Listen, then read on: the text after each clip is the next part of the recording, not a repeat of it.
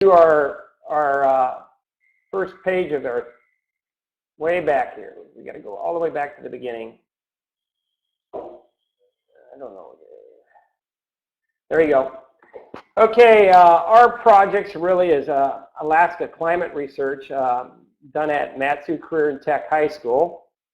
And hold on one second. I just need to get my screen a little bit larger so I can get my buttons. There we go.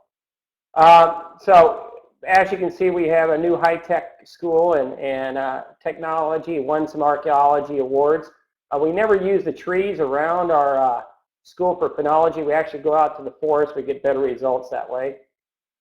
For some of us that don't know where my school is located, it's actually located 39 miles north of Anchorage, where you see Wasilla. I actually live in Palmer and commute to Wasilla. It's about a 7-mile drive. So we noticed that there's only two major roads. You either go Palmer to Tok or you go from Wasilla up to Fairbanks. So those are our two main highways in Alaska. So, and we do get it. There's a big difference in climate between Wasilla and Palmer. So that's always interesting when we're doing phenology and doing some climate studies. For our first project is called Alaska Climate Research using tree phenology. We used the paper birch. Our latitude is 61 and our longitude is 149. So basically we're looking at the paper birch, and we're looking at both the green up, green down, and also budburst. And as well as trying to use the moisture content of the birch buds to determine when budburst is going to occur. Here's some of our previous data on budburst around the school and versus Wasilla versus Palmer. You notice that pretty much typically it's the 25th through the 27th in Wasilla and anywhere between the 21st and 27th in Palmer, just depending on the year and the weather, etc. And I think this year might be later since we've had a bunch of snow this week. In fact, we even had a school closed. Our schools were closed yesterday because of icy roads, snow, and stuff like that. So we got 10 or 11 inches this past week. So very interesting.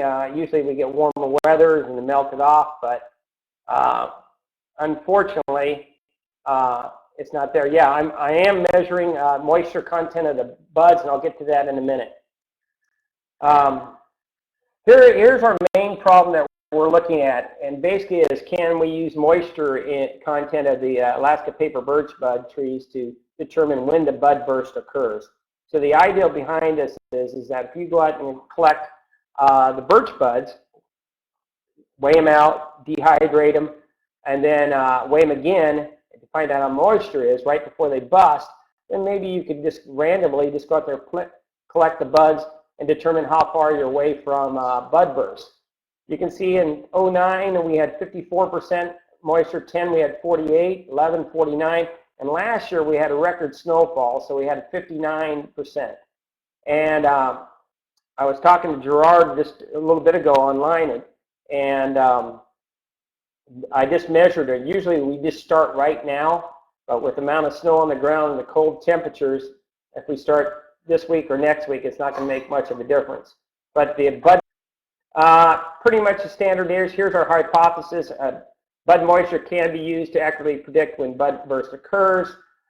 Usually it's pretty simple material. We have the kids go out there with 2 Ziploc bags, a pair of scissors. They find 2 different trees. They cut off 10 buds off of each of the trees. We weigh them down to 1/1000th of a gram. We have a drying oven that we keep at 140 degrees, and we put them in the drying oven for 48 hours, but we can't put them in the Ziploc bags. We put them in the paper bags. We usually have, like I say, our weather station. We have that running. They have a bud burst protocol data sheet and the survey tape, etc., to run that. And that's something we've been doing and tweaking every year to get it just perfect. Again, here's a couple of the things we did. This is an example from what we started doing this year. We collected 10 buds from 2 different trees, weigh them, record the weight. I always make sure that the kids write it on the paper bag as well as on their data sheet. This way there's no mix-up between which bag is which sample is which. Then they just put the buds in there. I know it's a big bag for the buds, but it works. So you see that this one had a certain weight on it. They record it, they have it. Put it in a standard dehydrating oven for 140 degrees, 48 hours, take it out, and then we calculate the moisture content. And like I say, I just did this over the weekend and actually had to go in yesterday on our snow day to calculate the moisture content. It was 35 and 37%. Now, Gerard is helping me out too, and Gerard is I'm using Alaska paper birch, he's using the yellow birch. So we're going Alaska versus New York and seeing what kind of content, the moisture content of the bud is and when bud burst is. We do know that in the fall I didn't put it on the presentation though, we did green down. I was done in the 4th week of September, he was done in the end of October. Okay, so Gerard and his students from North Shore Hebrew, basically he's at latitude 40 and I'm at latitude 61. So far in early April he's finding 24 to 28%. That's pretty typical for early on. As you get closer to bud burst, the moisture will go up, but what we also found out is it depends on the age of the tree that you collect your buds off. So if you measure the buds off of older trees, you're going to have a higher percentage if you use the buds off of a young sapling. So it's, like I say, real easy. What you need to do is, you just pinch the buds off right at the base, take them in, you weigh them, and put them in paper bags, and off you go. So far, basically our real short conclusion so far is that we believe that moisture in tree buds is a good indicator of when buds emerge. At least from the first 4 years we've been doing it, it's 48 to 60%. But we also know that temperature, moisture, age of tree, and location plays a big role in this. And not to mention that a lot of times we have problems with moose eating the tree buds, at least the ones that we can reach. If we can reach it, they can reach it. Kids taking young buds off of young trees, because that's going to give you a lower moisture content. And then, that's something we have to look at and modify as we go. So now, we also did green up. Now, like some of you guys in different states, we're out May 20th. So usually we only get about 60% of the actual growth of the leaves. But we still go ahead and put